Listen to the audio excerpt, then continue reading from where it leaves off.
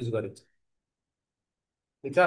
Drugs use in के त respiratory systems, respiratory सिस्टम्समा कुन कुन डिजिज लाग्छ र त्यो डिजिजमा हामीले कुन कुन ड्रग्सहरू युज गर्छौँ त्यसको बारे हामी यहाँ छलफल गर्न गइराखेको छौँ। ठिक छ। फर्स्टमा के छ, यो जुन एन्टिट्युसिभ कफ सिडेटिभ छ, भन्नुको अर्थ यो कफ छ, यो कफ होइन, हामीले जुन खोकी भन्छौँ होइन, खोकी भन्छौँ जुन, त्यो खोकीको लागि कुन कुन ड्रग्सहरू छ, कुन कुन क्लासिफिकेसन्सहरू छ, त्यो क्लासिफिकेसन सहितको ड्रग्सहरू हामी के गर्छौँ त त्यहाँ पढ्छौँ। हेर्नुहोस्, एन्टिट्युसिभ कफ सिडेटिभ भन्नुको अर्थ के हुन्छ, कफ, यो जुन कफ सेन्टर सप्रेसन जुन छ, कफलाई सप्रेस गर्ने यानि कि कफलाई कम गर्ने औषधिहरू कुन कुन हो, एउटा कोडिन हो, त्यसपछि इथाइल मोर्फिन हुन्छ होइन, डेक्स्ट्रोमिथोफ्रोन हुन्छ। यो डेक्स्ट्रोमिथोफ्रोन जुन छ यो तपाईँहरू धेरै हेर्नुहुन्छ, जस्तै एउटा कफ सिरप हुन्छ एस्कोरिल डी। ठिक छ, एस्कोरिल डी हुन्छ। यो एस्कोरिल डीमा के हुन्छ, डेक्स्ट्रोमिथोफ्रोन हुन्छ, डेक्स्ट्रोमिथोप्रान हुन्छ। यसले के गर्छ भने कफलाई सप्रेस गर्छ यानि कि कम गर्छ, कफलाई के गर्छ भने कम गर्छ। सबको बेग्लै बेग्लै क्राइटेरियाहरू हुन्छ, बेग्लै बेग्लै यसको मेकानिजम अफ एक्सन्सहरू पनि हुन्छ। ग्रुपमा जे हुन्छ, जस्तै एन्टिट्युसिभ छ नि, त यो सबै जुन यो औषधिहरू छ एउटा ग्रुपमा, ग्रुपको एउटा काम हुन्छ, त्यो ग्रुपमा जति पनि मेडिसिन्सहरू पर्छ नि, त्यो सब मेडिसिन्सहरूको लगभग एउटै काम हुन्छ, कुनै कुनैको फरक हुन्छ मात्र। ठिक छ। र यो डेक्स्ट्रोमिथाफोन सिरप जुन हुन्छ त सिरपमा नि तिनवटा चारवटाको कम्बिनेसन हुन्छ। कम्बिनेसन कसरी हुन्छ, जस्तै यो डेक्स्ट्रोमिथोफ्रोन हुन्छ एउटा, त्यसपछि अर्को दिइहाल्छ एउटा कोलोराम फेनिकोल। ठिक छ, कोलोराम फेनिकोल र एउटा ब्रोमो हेक्जिन दिइहाल्छ, ब्रोमो हेक्जिन दिइहाल्छ। त यो ड्राई कफ र यो एक्सपेक्टोरेन्ट दुवैमा काम लागिहाल्छ। भन्नुपर्दा कसैको सुक्खा खोकी होला त्यो पनि काम लाग्छ। र यो ब्रोमोहेक्जिन के हो भने म्युकोलाइटिक हो, यो पक्षमा यहाँ पढ्दैछौँ हामी। ठिक छ। यसले के गर्छ भने ड्राई कफ र एक्सपेक्टोरेन्ट यानि कि खखारा हुने कफमा पनि काम लाग्छ, दुवैमा काम लाग्छ। ठिक छ। त यस्तो कम्बिनेसन्सहरूको औषधिहरू अब ब्रान्ड नेमबाट नै चल्छ होइन। तर अर्को यो के भयो भने क्लोरामफेनिकोल र प्रोमिथाजिनहरू केमा पर्छ भने एन्टिट्युसिभमा पर्छ, के को लागि, कफको लागि। अब कफमा एउटा अरू हुन्छ एक्सपेक्टोरेन्ट। एक्सपेक्टोरेन्ट भन्नुको अर्थ के हुन्छ, हामी जुन स्पुटम आउँछ, यस्तो खोकी जुन खोकीमा के हुन्छ भने स्पुटमहरू आइरहेको हुन्छ। ठिक छ। स्पुटमहरू आउँछ भन्नुको अर्थ के हुन्छ, अब स्पुटमलाई निकाल्ने औषधिहरू दिनु पर्यो त्यसै। ठिक छ। स्पुटमलाई निकाल्ने औषधिहरू के गर्नु पर्यो त दिने। ठिक छ। स्पुटमलाई पातलो बनाएर, एक्सपेक्टोरेन्ट भन्नुको अर्थ के हुन्छ, स्पुटमलाई पातलो बनाउँछ। ठिक छ, पातलो बनाएर बाहिर निकाल्छ, बाहिर गर्ने होइन। यो के हुन्छ भने स्पुटमलाई बाहिर गर्ने कसरी गरेर त पातलो बनाएर। ठिक छ। ल, अब यसमा कुन कुन मेडिसिन्सहरू युज हुन्छ र कुन कुन एक्जाम्पलहरू छ, त यो सबै एक्जाम्पलहरू अब रट्ने। एउटा सोडियम एन्ड पोटासियम साइट्रेट हुन्छ। अनि यो सोडियम एन्ड पोटासियम साइट्रेट किन लेखेको छ भने सोडियम र पोटासियम सँगै मिक्स गरेर आउँछ, मतलब पोटासियम साइट्रेट र सोडियम सँगै मिक्स गरेर आउँछ, त्यही भएर। त्यसपछि अर्को के हुन्छ यसमा, पोटासियम आयोडाइड हुन्छ, पोटासियम आयोडाइड हुन्छ। अर्को के हुन्छ, सोडियम एन्ड पोटासियम एसिटेट हुन्छ। यो सबै के हो भने यो मेडिसिन्सको नाम हो, जुन मेडिसिन प्रयोग भएको हुन्छ सिरपहरूमा। सिरपको कम्पोजिसनहरू हेर्नु होला, अब ध्यान नदिएको कुरा आजसम्म, अबदेखि ध्यान दिनु होला कसरी कम्पोजिसन हेर्नु होला। कम्पोजिसन हुन्छ र कम्पोजिसन लेखेर, सरी, कम्पोजिसन लेखेर अनि लेखेको हुन्छ यहाँ इच होइन, इच 5 ml कन्टेन होइन 100, अथवा यस्तै लेखेको हुन्छ, मानव कि 100 है होइन, 100 mg। यसको अर्थ के भयो कसलाई थाहा छ?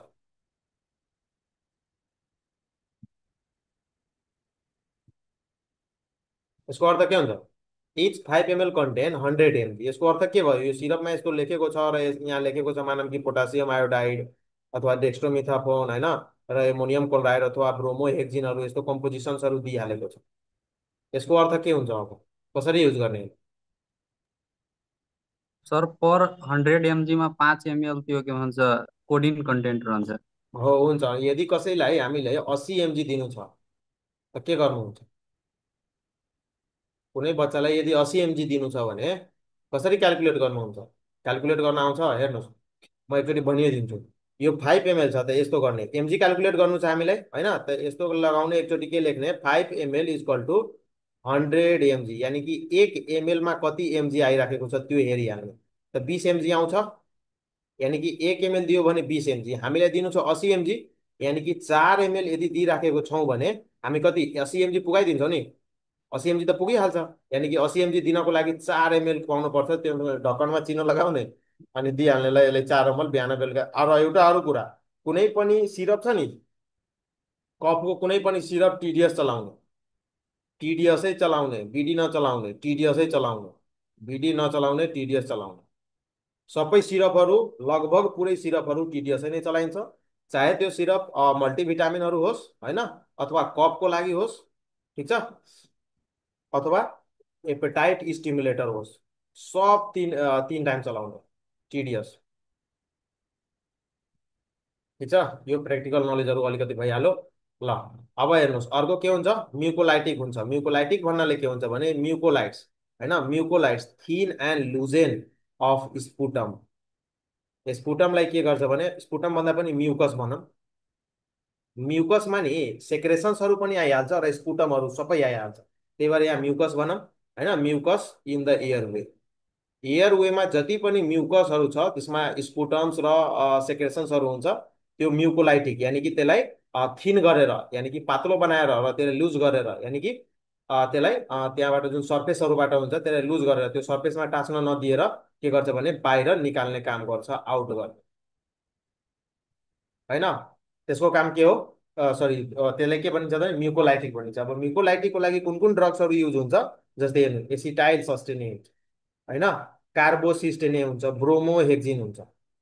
ठिक छ, त खास गरेर हेर्नुहुन्छ ब्रोमोहेक्जिनहरू नि यो कम्पोजिसनहरूमा प्रयोग भएको हुन्छ, धेरै कम्पोजिसनमा ब्रोमोहेक्जिन प्रयोग भएको हुन्छ। त सिधा कुरा एउटा दुईटा कुरा भनिदिन्छु म, कुनै पनि कम्पोजिसन होइन, नाम याद राख्नुभन्दा पनि ड्राई कपको लागि हो कि कुन कपको लागि हो, के हेर्ने, ब्रोमोहेक्जिन जुन कम्पोजिसनमा छ नि त्यो एक्सपेक्टेरोन्ट हो भन्नुपर्छ, खखार जसको आइराखेको छ त्यसलाई दिनु।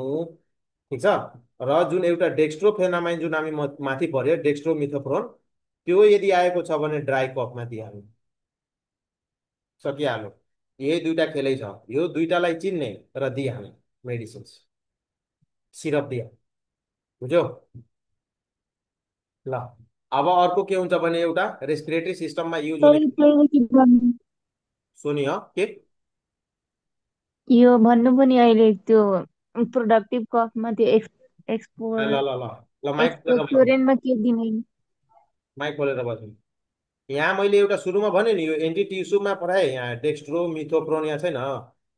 त हेर्नुहोस् के भन्दैछु हजुर म, एउटा कसैको खखारवाला हुन्छ त्यसलाई एक्सपेक्टोरेन्ट कफ भनिन्छ, त ठिक छ होइन, र एउटा ड्राई कफ हुन्छ, हुन्छ नि, एउटा सुखा हजुर खोकी, हजुर सुखा खोकी हुन्छ र एउटा यो खखारवाला खोकी हुन्छ। त म भन्दैछु कुनै पनि सिरप यदि तपाईँले चिनेर दिनु छ कि यो सिरप कसलाई दिने, ड्राई कफवालालाई दिने कि यो एक्सपेक्टोरेन्ट कफवालालाई दिने, कसलाई दिने, त म भन्दैछु के, यो ब्रोमोहेक्जिन जुन छ, ब्रोमोहेक्जिन, यो ब्रोमोहेक्जिन जो कम्पोजिसनमा होला नि, कम्पोजिसन्समा हेर्ने पछाडि हजुर कम्पोजिसनमा ब्रोमोहेक्जिन लेखेको छ भने बुझ्ने त्यो के को लागि हो त, एक्सपेक्टोरेन्टको लागि, जसलाई खकार आइराखेको छ दिइहाल्ने, टिडिएस।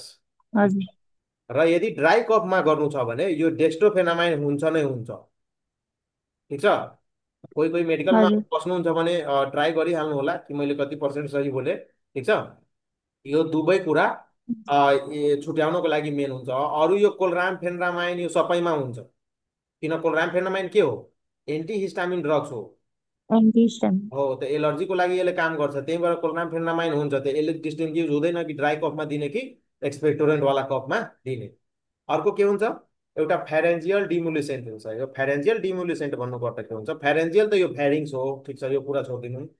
डिमुलेसेन्ट्स भन्नुपर्दा के हुन्छ, जस्तै तपाईँहरू एउटा खानुहुन्छ भिक्स चक्लेट खानुहुन्छ, भिक्स, भिक्स चक्लेट, हजुर हो त्यो के हो, र एउटा स्ट्रेप्सिल खानुहुन्छ, स्ट्रेप्सिल को कसले हेर्नुभएको छ, स्ट्रेप्सिल हेरेछ हौ, हो सर।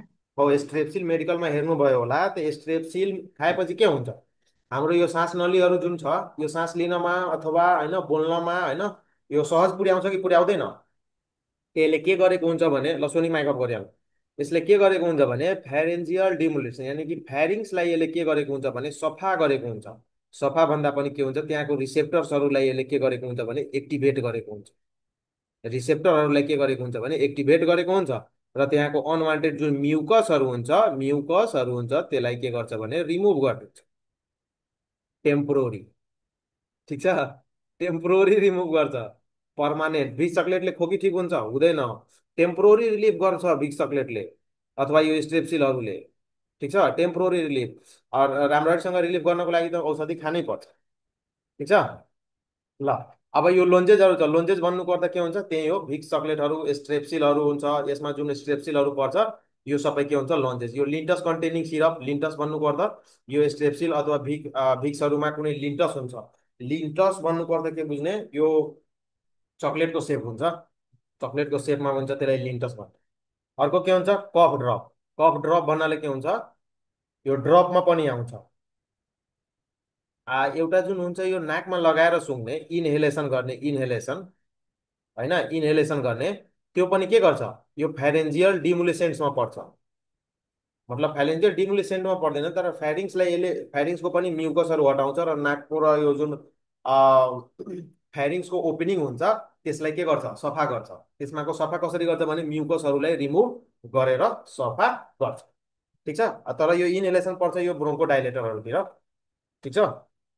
अब इनहेलेसनमा कुन कुन इनहेलेसनहरू छ अब हेर्ने, अब ब्रोन्को डाइलेटर्सहरूतिर हामी आउँछौँ। ब्रोन्को डाइलेटर्स भन्नुपर्दा के हुन्छ, हाम्रो ब्रोङ्कस, हाम्रो यहाँ लङ्स हुन्छ होइन, लङ्स पछि के हुन्छ, यो ब्रोङ्कसहरू आएको हुन्छ, त्यसपछि ब्रोङ्कियल्सहरू आएको हुन्छ, यस्तै नै हुन्छ। ब्रोङ्कियल्सहरू आएको हुन्छ, त्यसलाई ब्रोङ्कस हुन्छ होइन। ब्रोङ्कियल सबभन्दा सानो फर्म हो, ठिक छ। यो ब्रोङ्कियल्स यानि कि ब्रोङ्को डाइलेसन भन्नुपर्दा यो ब्रोङ्कसहरू यदि डाइलेट हुन्छ भने हाम्रो सास प्रश्वास राम्ररी हुन्छ। यो यदि कन्स्ट्रिक्ट भयो भने के हुन्छ, हामीले सास लिन गाह्रो हुन्छ, ठिक छ। त यसलाई ब्रोङ्को डाइलेसनमा हेल्प गर्ने भनेको साल्ब्युटामोलले हो, टर्ब्युटालाइनले र के र सार्मेट्रोलले हो, ठिक छ। र ब्रोङ्को डाइलेसनमा एउटा के हुन्छ भने आस्थमा र सिओपिडीको केसमा थियोफाइलिन र एमिनोफाइलिन यो एउटा ड्रग्स हो। यो ड्रग्सहरू खास गरेर युज हुन्छ केमा त, आस्थमा एन्ड सिओपिडीमा, ठिक छ। तर हामीले ब्रोङ्को डाइलेटर्समा एउटा साल्ब्युटामोलको बारेमा जान्न एकदम जरुरी छ, ठिक छ। साल्ब्युटामोलको बारेमा जान्न एकदम जरुरी छ। अब हेर्नुहोस्, साल्ब्युटामोलको बारेमा कुरा गर्ने हो भने साल्ब्युटामोल कुन कुन केसमा युज हुन्छ भने आस्थमामा युज हुन्छ, सिओपिडीमा र क्रोनिक ब्रोङ्काइटिसमा, ठिक छ। वास्तवमा सिओपिडी र क्रोनिक ब्रोङ्काइटिस तपाईँहरू मेडिसिनमा पर्नुहुन्छ, ठिक छ। मेडिसिनमा यो कन्टिन्यू रूपमा पर्नुहुन्छ। अहिले खालि ड्रग्स युज सुन्नुहोस्, कुन कुन ड्रग्सहरू युज हुन्छ र कसरी युज हुन्छ। यसको मेकानिजम अफ एक्सन्स पर्नु छ, किनभने यो मेकानिजम अफ एक्सन इक्जाममा पनि आउँछ, र सेम यस्तै सार्दिने रटिहाल्ने यो, ठिक छ। अब यसलाई अब केही म बुझाउने प्रयास गर्छु, कतिसम्म बुझ्न सक्नुहुन्छ, ठिक छ। साल्ब्युटामोलको हेर्नुहोस्, साल्ब्युटामोल जब हामी लिन्छौँ, इनहेलेसन गर्छौँ अथवा सिरपले खान्छौँ, ठिक छ। त साल्ब्युटामोल त लियो, कसरी लिन्छौँ भने स्टिमुलेटिङ बिटा टू रिसेप्टर्स, बिटा टू रिसेप्टर्स, रिसेप्टर्स भन्नुपर्दा के हुन्छ, बाहिरको यानि कि आउटसाइड सब्सटेन्स, सब्सटेन्स भित्र लिन्छ, भित्र लिन्छ, ठिक छ। भित्र लिन्छ, आउटसाइडको सब्सटेन्सलाई के गर्छ भने भित्र लिन्छ। त स्टिमुलेटिङ बिटा टू रिसेप्टर, यो जुन बिटा टू हुन्छ, सरी रिसेप्टर्स हुन्छ जसको नाम हो बिटा टू, ठिक छ। यो रिसेप्टर्सले के गर्छ भने बाहिरको जुन साल्ब्युटामोल हुन्छ त्यसले आफ्नो भित्र लिन्छ, भित्र भन्नाले कहाँ भित्र, ब्रोङ्कसको भित्र लिन्छ, ठिक छ। जुन स्मुथ मसल्स हुन्छ त्यसको भित्र लिन्छ। अब त्यो भित्र लिने बित्तिकै के हुन्छ, इन्क्रिजिङ सिएएमपी, सिएएमपी भन्नुपर्दा यो साइक्लिक हुन्छ, र एएमपी लेभल, एएमपी लेभल कसरी बढ्छ भने एएमपी भन्नुपर्दा के हुन्छ, adenosine, adenosine mono phosphate level, ठिक छ। 1 मिनट बाँकी छ, बुझ्नु भएको छैन भने म फेरि भोलि यसलाई रिपिट गरिदिन्छु, ठिक छ। अहिले बुझ्ने प्रयास गर्नुहोस्। इन्क्रिजिङ के हुन्छ भने यो सिएएमपी, सिएएमपी भन्नाले के हुन्छ, साइक्लिक एडिनोसाइन मोनोफस्फेट लेभल, यो एउटा सेक्रेसन्स हो। जुन सेक्रेसन्स यदि बढेको छ भने यसले के गरिदिन्छ, एक्टिभेट गर्छ केलाई, एउटा इन्जाइम हुन्छ, त्यो इन्जाइमको नाम के हो भने एक्टिभेट गर्छ अल्डाइनेज साइक्लेज हुन्छ, अल्डिनाइनेट के हुन्छ, यो साइक्लेज हुन्छ, यो यसको इन्जाइम